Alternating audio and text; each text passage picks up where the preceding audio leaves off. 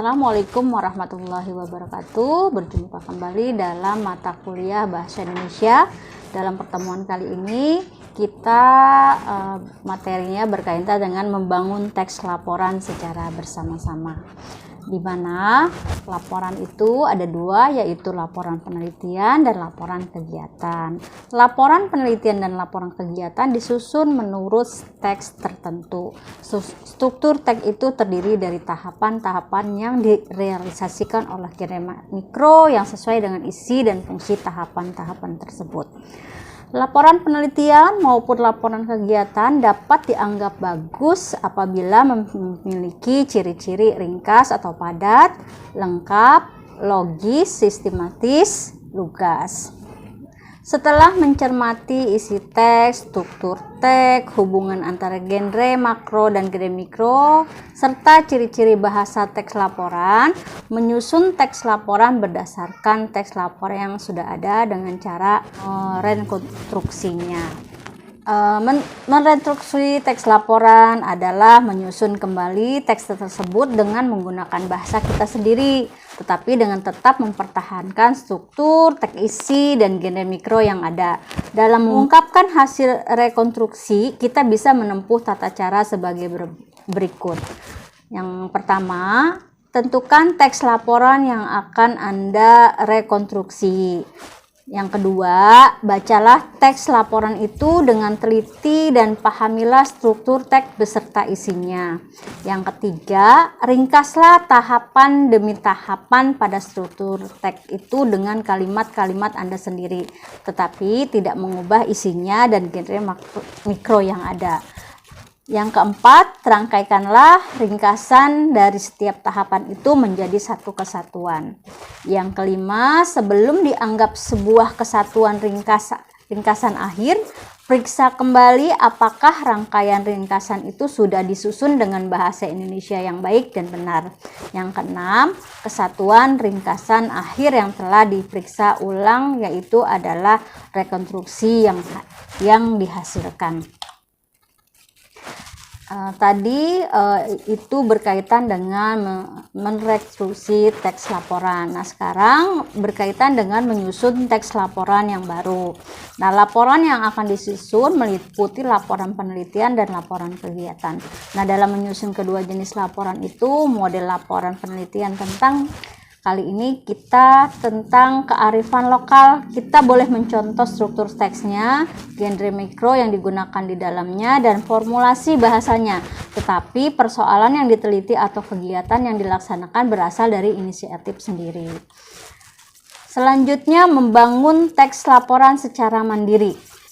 Untuk membuat teks laporan penelitian dan kegiatan secara mandiri, syaratnya adalah harus memahami prinsip-prinsip penyusunan laporan. Di mana prinsip-prinsip penyusunan laporan yang pertama adalah lengkap.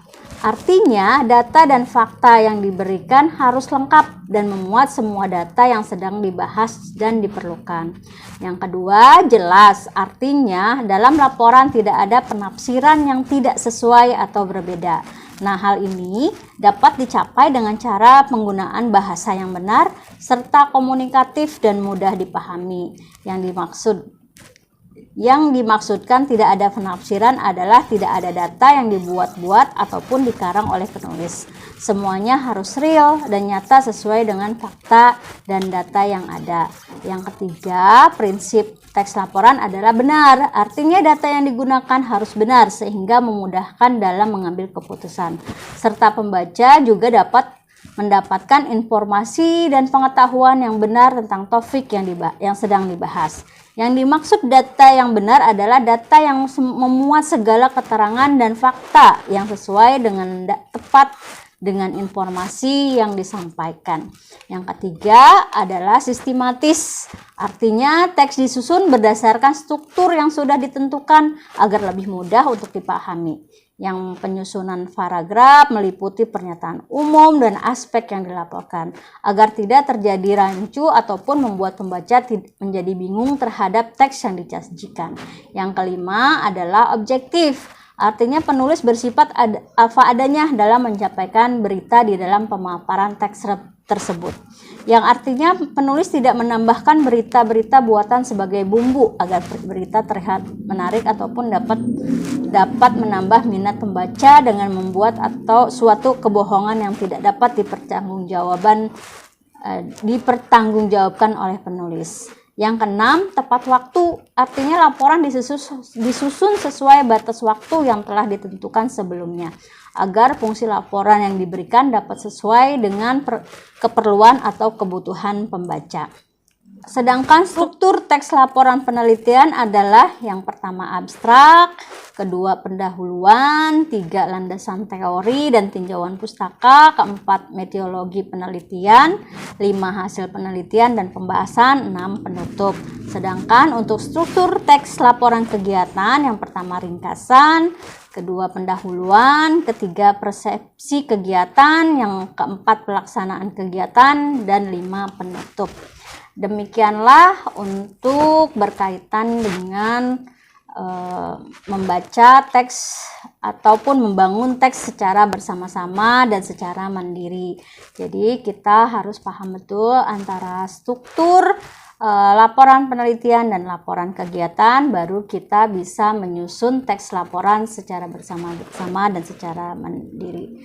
Sekian, terima kasih, sampai jumpa. Wassalamualaikum warahmatullahi wabarakatuh.